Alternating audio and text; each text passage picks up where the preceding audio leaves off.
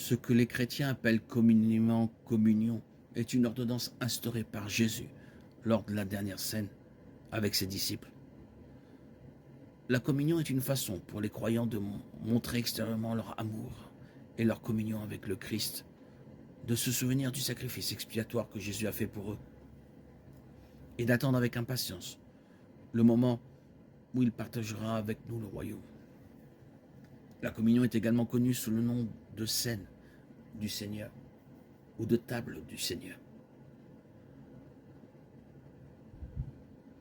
Juste avant que Judas Iscariote ne le trahisse dans le jardin de Gethsémanée, Jésus réunit ses disciples dans la chambre haute d'une maison pour célébrer la Pâque.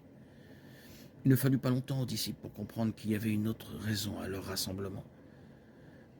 Matthieu 26-29 dit « Pendant qu'ils mangeaient, Jésus prit du pain et après avoir rendu grâce, il le rompit et le donna à ses disciples en disant « Prenez, mangez, ceci est mon corps. » Puis il prit une coupe et après avoir rendu grâce, il la leur donna en disant « Buvez-en tous, ceci est mon sang, le sang de l'alliance, qui est répandu pour beaucoup, pour la rémission des péchés.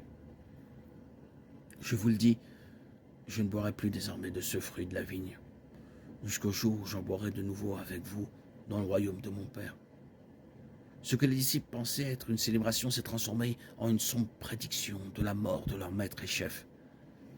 Si les disciples avaient écouté attentivement ces paroles, auraient dû leur sembler familières.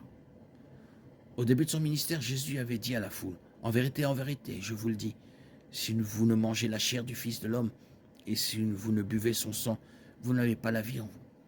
Celui qui mange ma chair et boit mon sang a la vie éternelle, et je le ressusciterai au dernier jour. Car ma chair est la vraie nourriture et mon sang la vraie boisson. Celui qui mange ma chair et boit mon sang demeure en moi et moi en lui. Comme le Père qui est vivant m'a envoyé, et que je vis par le Père, ainsi celui qui me mange vivra par moi. » Jean 6, 53-57. Cette prédiction de la mort de Jésus et de la nécessité d'accepter son sacrifice pour la rédemption s'est avérée trop difficile pour certains. Après l'avoir entendu plusieurs de ses disciples dire « Cette doctrine est dure, qui peut la recevoir ?» Jean 6, 60. En fait, après avoir entendu cela, plusieurs de ses disciples se retirèrent et ne le suivirent plus. Jean 6, 66.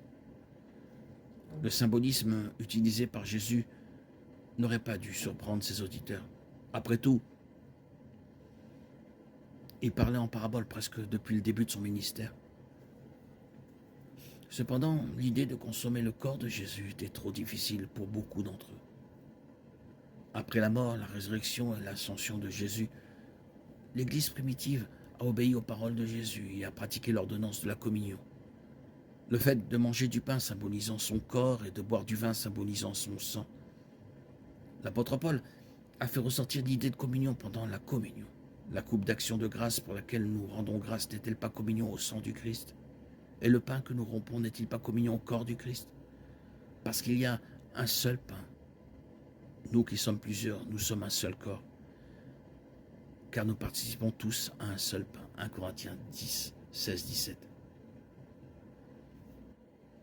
La communion dans l'Église répond non seulement au commandement de Jésus, mais elle contribue également à l'unité des croyants.